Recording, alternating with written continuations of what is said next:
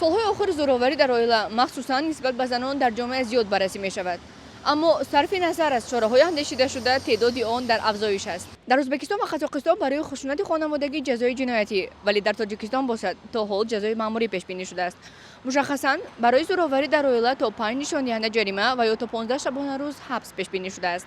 مجازات مقرر گردیده تا کجا ثمر آور است؟ ساکنان در این باره چه اندیشه دارند؟ در ادامه این نوار ببینید. قانون نمیدونن، برای همین کم شکایت میکنن. قانون اگر میدونستن از طرف دیگر دین هم نمیدونن. نتیجه بیسوادی مردم. من خودم خیلی پرابلم دارم.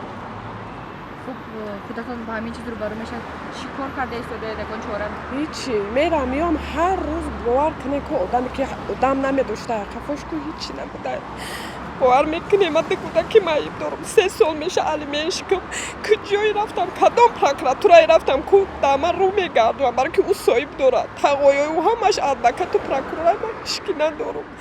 اینا 20,000 میشوه الیمنت باور که اینا هازی با همونجا رفتستم نمیبردارن تلفن ما باور میکنید. اصلا خود اونها مسئله رو درک نمیکنن. بیشتر زنها همون رو زورآوری نمیدونن. آنها علاقه یا از بسیار بودن یا با اون عادت کردن یا با عمق حقوقی همون مسئله صرف هم نمیروند. به همین خاطر اصلا بیشتر زنها شکایت نمیکنن.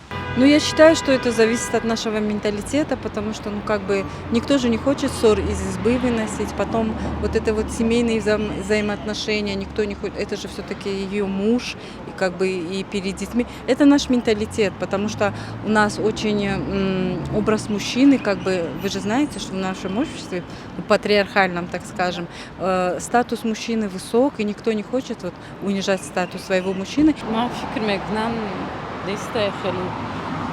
من 7 سال شد زندگی میکنم اما سوز نه از زنم وابستگی داره.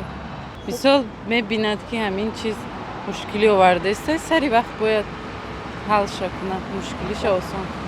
خب برای کم کردن همین حالتهای زورآوری یا من نیست کردن اونها در جامعه چی باید کرد؟ اصلا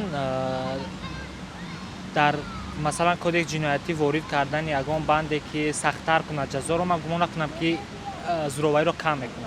برعکس ما باید معرفت عائله‌داری و معرفت مردم رو باید اولا بلند برداریم. Статья, я считаю, что нужна как-то. Даже если наши мужчины будут знать, что такая статья есть, это все равно будет какой-то пунктик для них, что اینا بازجویی نمیشود.